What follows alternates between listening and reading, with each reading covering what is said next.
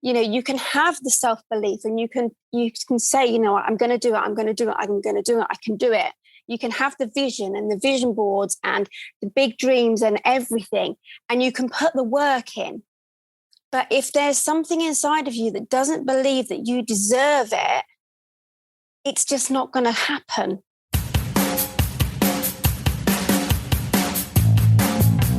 Hey, this is Robert Christensen. Welcome to the Motive for Life radio show. Thank you for joining me. Today's guest is Emma Lee.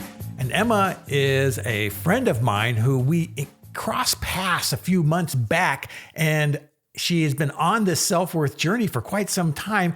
And I just felt like we had to share her story and how she changed her life through higher self-worth.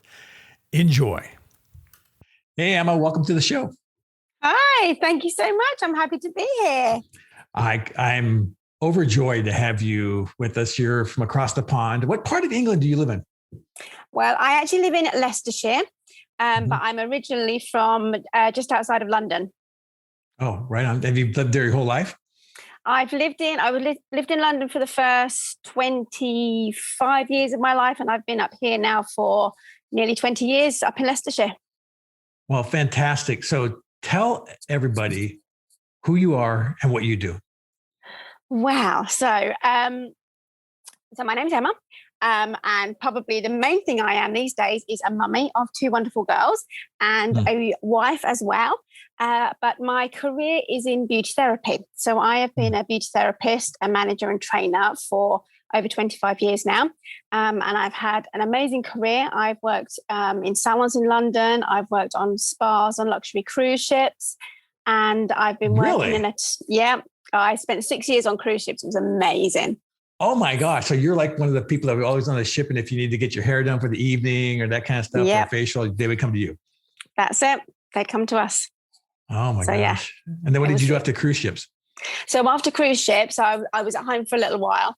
And I always said I had three goals when I left college. I wanted to work on the ships. I wanted to work in a big luxury spa, and I wanted to work on the cruise ships. So I went to London and worked in the salon first. And then I went on to the cruise liners, and I did that for 6 years. And then I thought, right, well, I've got one thing left to do, and that is to work in a big health spa. So I decided to move up to Leicestershire because the one that I knew, which was definitely one of the best ones in the country, probably the best one in the country, is up here.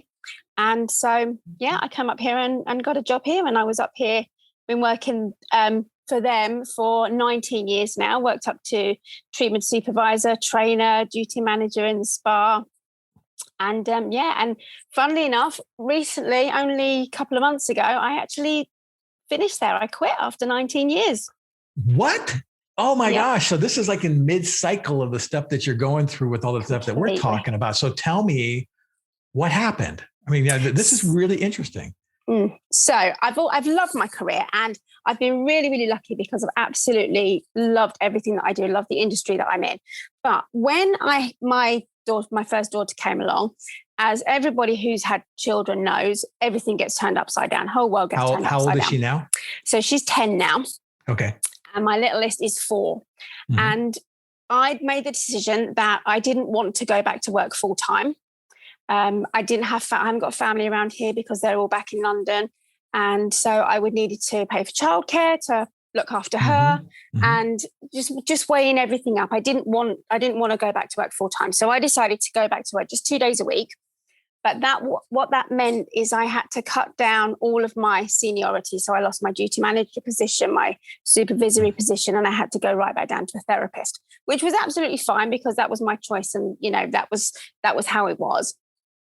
But because of having the pay cut as well and paying out for the childcare, I needed something to make ends meet. Money was getting tight. So I thought, well, what can I do that can create me another income that I can do at home around her that's going to give me flexibility? So I looked side hustle of some sort, right? Exactly. Exactly. Yeah. So I looked into a few different businesses that I could do at home and came across this particular one that I started. And from that business, what I didn't realize, I went into it because I needed to earn some more money.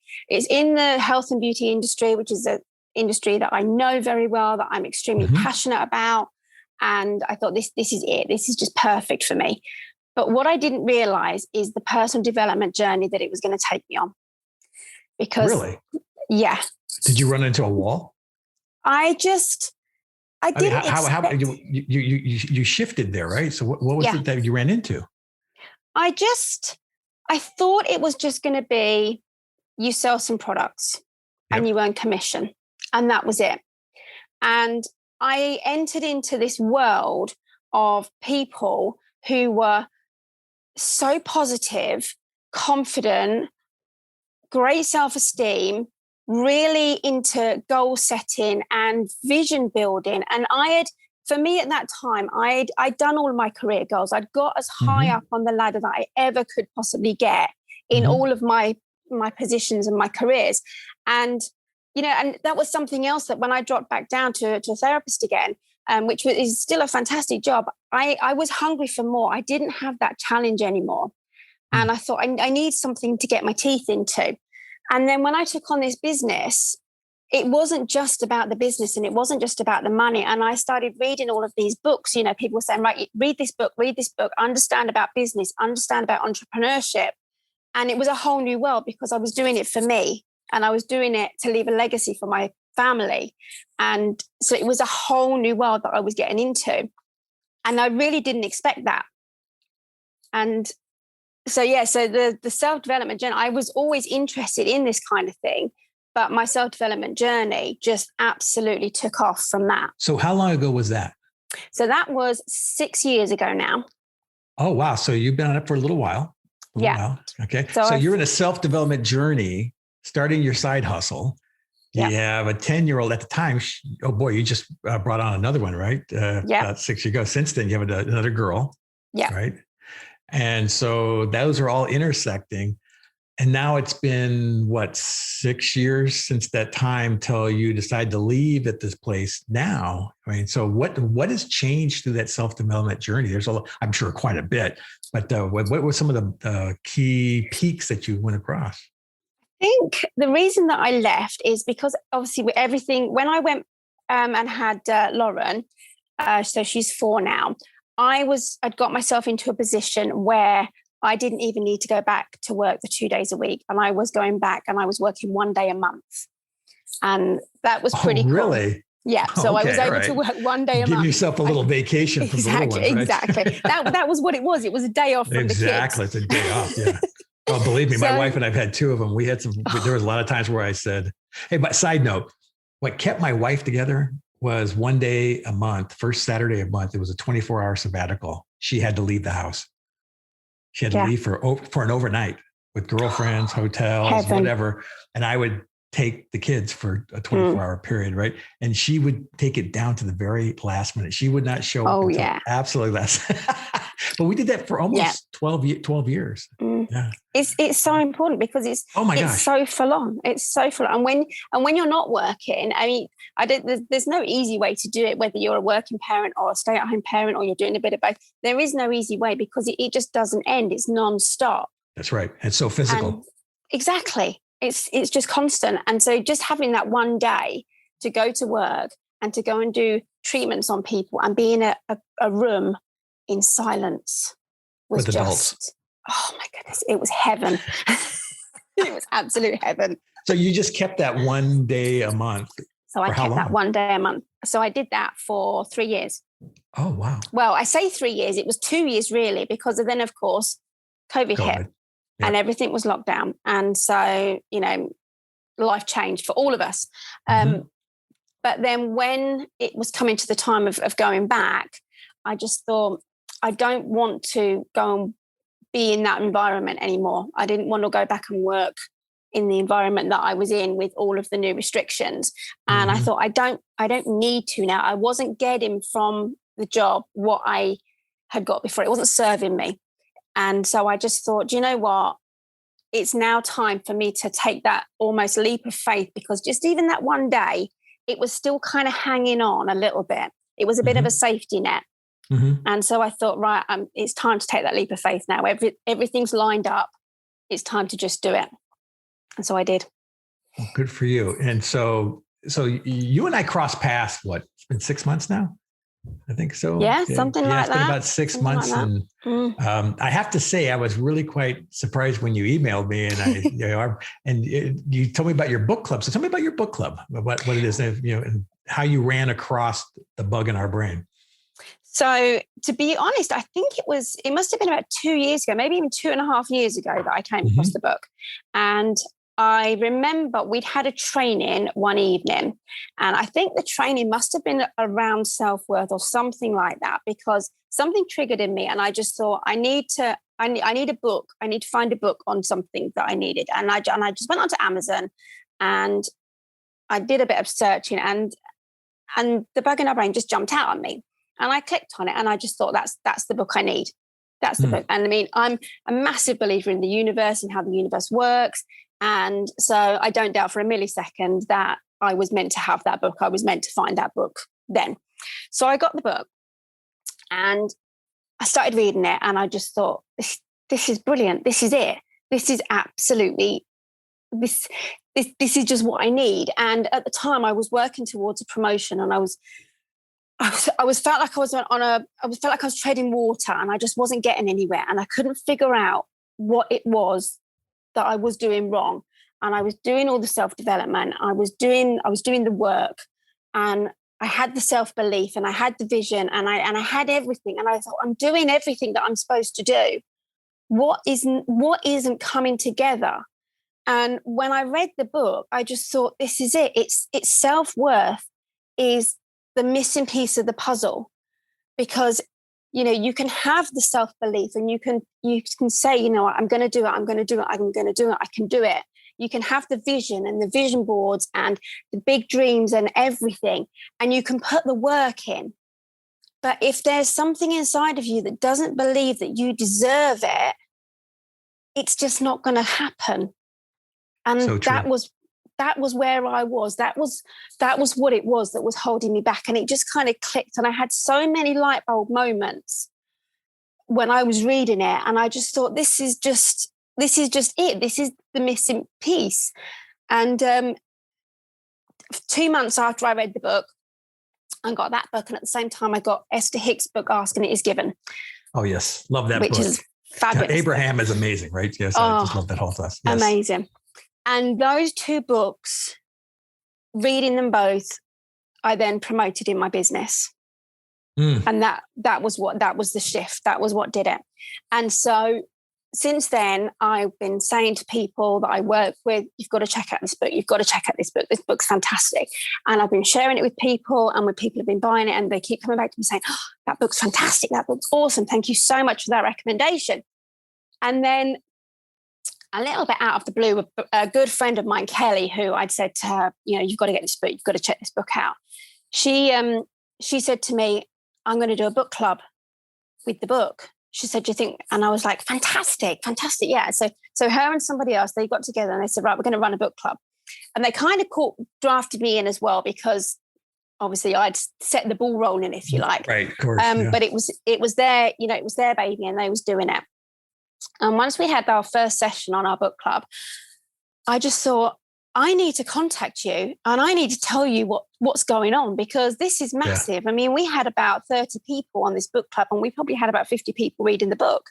And I thought, if I was in your situation and you'd written this book and this is your whole life, I would love to know about all this stuff going on. And I did. Yes, you're absolutely spot on. When I got it, I got the email and I go, what? Because here's how the book sales have gone. The book's been out for almost 5 years now, right? So 4.5 years, 5 years. And it's not what they call the knockout seller, right? It's very, very rare where you get the international bestsellers and stuff like that. But it's really steady. And it's because of word of mouth. I don't advertise. I don't do anything. Everybody's just passing it along to the next person, the next person.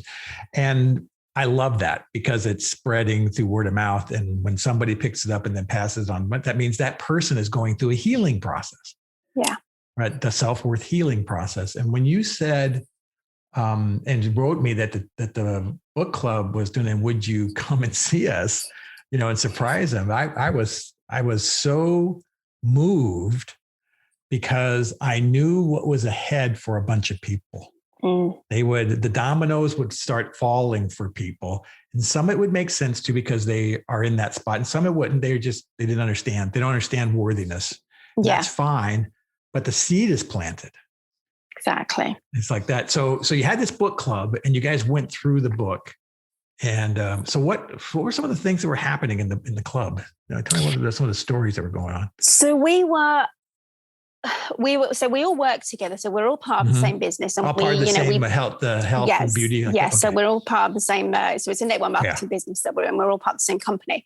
And what was so fantastic is just watching people on their journey. And, these are all guys, they're on different levels of their personal development journey, but they're all very open to it. And I think a lot of it was just going back to childhood stuff and just kind of realizing that things that they went through are not necessarily really bad, horrendous things in their childhood, but just the little things that can be said and the little things that can be said when you're at school and just all those little things that get planted into you that just kind of nibble away. And as you go into adulthood, they've nibbled away for years and years and years, and you've probably not even noticed them. And then watching people reading this book and then saying, oh my goodness, I respond like that because of something like this. And then they can deal with that issue, which in a lot of cases isn't a massive issue, but it just needs to be kind of dealt with and put to bed. And then they can move on, and just learning to give themselves that validation and that value and raising their worthiness level and understanding, about what happens when they get hit into the red zone and when they get into that point of everything's going fantastically, but then it just goes crashing down again. Right. And why does that keep happening? Yeah. Yeah. That's such a thing. I have a men's group I meet with on Friday mornings. And so we had that conversation this morning. One of our guys is having success at such a great level, fantastic relationship, great children. He's got money in the bank. The career's going well. He's got a side hustle that's just booming. Okay. And, he's just feeling, just like he just woke up and he's going, oh, I feel terrible. I'm a little sick and stuff like that. And he immediately said to me, he goes, Robert, I am so far in the red zone that I'm making myself physically sick because there's no other way for whatever is inside me that wants to pull me back. Yeah. For it to happen. So now it's turning to a physical manifestation. He had already coupled it to a physical manifestation. Wow. All right. And because there was nothing physically wrong with him. He didn't have a cold or like that. His body ached. Okay. And so when he vocalizes that, he's going, and now I bet you within a day, because he vocalized it, because he shined light on it, it'll be gone. Yeah. Yeah. No, I get it. So tell us about your red zone. What happens with you? Oh, goodness me. So the thing is, I think I fall into one of those categories that a lot of people do, in that I didn't think I had any kind of issues with self-worth. Yes. I didn't think I had a problem with it. I'd had this amazing career. I'd achieved all of the goals I'd set myself. Happily married, got 2 fabulous kids. I thought, what have I got? You got the world. Yes. I had a really good childhood. My parents are still together, loving family, nothing bad. So I just thought, well, can't be that. But it's just those little tiny things. Yeah. The more, and I'm now I think it's about the 4th time I'm reading the book, because we're doing another book club on it with a different group of people. And it's the 4th time I'm reading it. And every time I pick something else out, and, it's still that feeling not good enough and feeling not enough. And, trying to pull back, where it's come from. And it's something, I think one of the biggest things that I've learned in the whole self-development journey is once you start, you realize that you never stop working. It never stops. That's right. You have to just keep going. And the people that aren't creating the success they want, they aren't creating what they want in their lives, are the ones that are too scared to deal with any of it. and they won't go up into this red zone, and they want to stay in their comfort zone, and they're quite happy there, and they'll switch the telly on and they'll just do what they want to do. And they don't want to deal with anything. And, I think awareness is always the first step, and just being aware of, when I feel myself procrastinating, when I feel myself worrying about what other people think, now I have to take a step back and, give myself a bit of a talking to, and, go through and, think, right, so if I'm starting to feel like this now, I need to work more on my affirmations. I need to work more on me and my self-care and my self-love, and,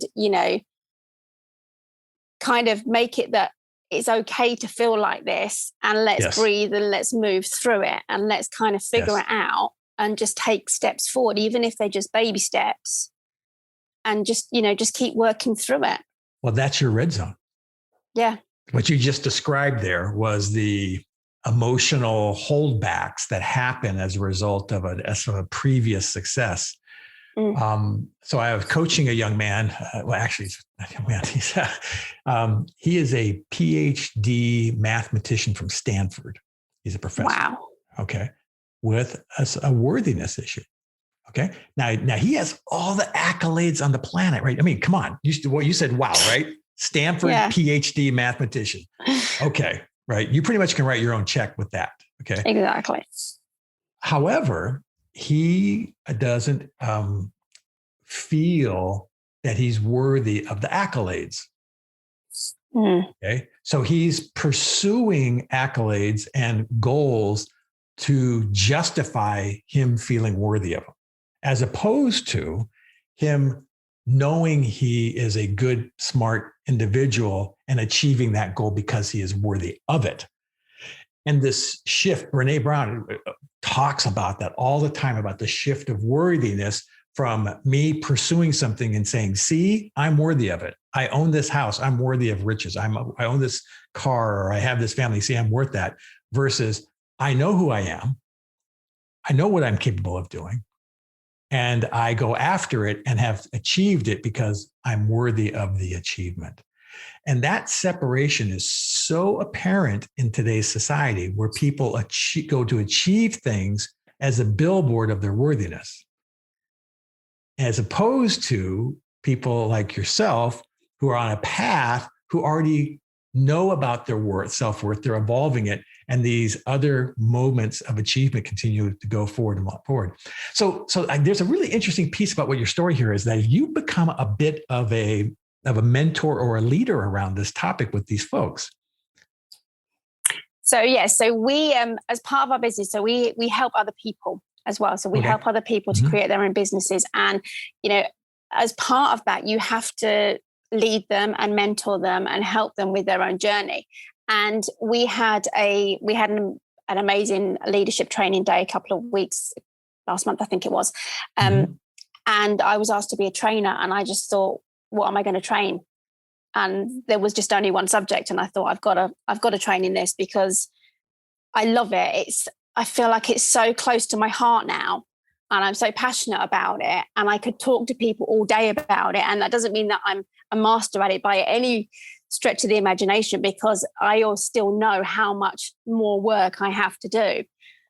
But I've got an understanding of it, and I'm working through it. And just, I think by doing that, you can help other people to understand it and help them to work through it as well. And I think that's just what it's all about. And that's what the book clubs are all about. And that's what spreading the word is all about. Because, it doesn't matter if you've got a business, if you've got a family, if you've got a job, it doesn't matter what you've got. Everybody on the planet could do and benefit from improving their self-worth. And if everybody on the planet improved their self-worth, my goodness, wouldn't our planet be a much happier place? It'd be amazing. I like what Eckhart Tolle says in The Power of Now. It's one of my favorite of all time books, right? Yeah. He says we have a pain body that's addicted to pain, right? That it always goes back to the addiction of self-abuse, of punishing ourselves and stuff like that. And that is the number one mechanism of whatever let's call it pain body inside us. Whatever it is inside me that says, hey, Robert, you're outside of your comfort zone. You've gone above your upper limit. You're well above what you believe you're worthy of. I'm going to pull you back. Okay. And I'm going to pull you back through self-sabotage, overeating, too much sugar, getting in a fight with my wife, credit card debt, pick a topic, right? Okay. Yeah. And so this addiction has to be broken against around pain. And I think self-worth is the antidote. I think elevating self-worth is the thing that once you understand how the engine works, you can catch yourself and say, no, just like what you just said earlier, you can catch yourself and say, wait a second, I got a great life. What's going on here? Right? Time out. Of course I'm worthy of going to that next step, so that's fantastic. Is there anything that you want to leave the listeners with here around this topic? Oh my goodness. I think just always remember, you just have to keep doing the inner work. You can't control what's going on in the outer world. But if you keep doing the inner work, you can change how you respond to the outer world.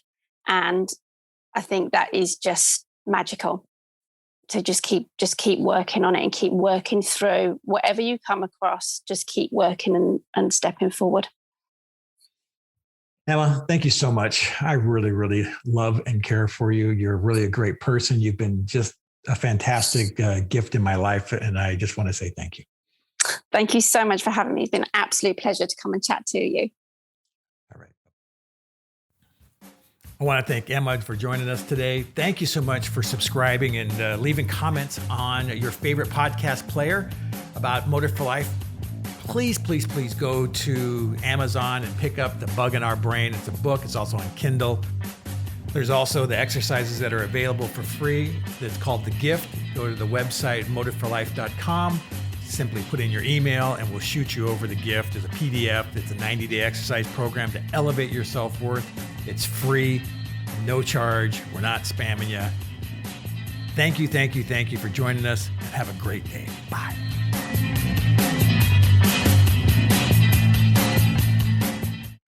This has been a Motive for Life Productions, all rights reserved.